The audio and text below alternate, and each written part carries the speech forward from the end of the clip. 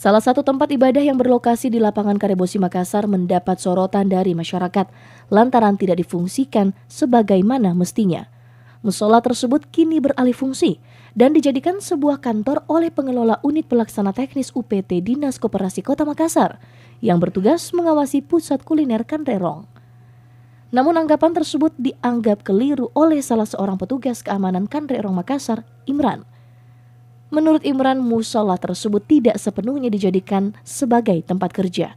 Para pedagang maupun pengunjung yang ingin melaksanakan ibadah bisa menempati bangunan tersebut, pasalnya masih tersedia alat ibadah di bagian sudut ruangan. Ini kantor tetap bisa dijadikan tempat ibadah. Jadi kami juga membuat kesimpulan ini tidak terburu-buru.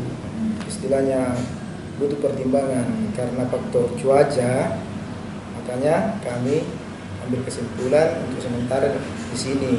Oh, ini untuk sementara. Ya, sementara di sini. Ini pun tempat masih bisa digunakan masyarakat kalau mau beribadah. Buktinya itu, Bu. Masih ada Pak. Masih ada ambal kan bisa di sini. Iya. Imran berdalih jika penempatan tempat kerja oleh pengelola Kanrerong hanya sementara waktu. Hal ini juga disebabkan faktor cuaca yang tak menentu. Sebelumnya pihak pengelola hanya melayani masyarakat di bawah tenda kecil di kawasan Kanrerong. Namun saat hujan dikhawatirkan sejumlah dokumen basah sehingga sementara dipindahkan ke dalam musola. Teti Novianti, Selebes TV. Jadi ini bisa dua fungsi, Pak. Banyak pohon-pohon di sini.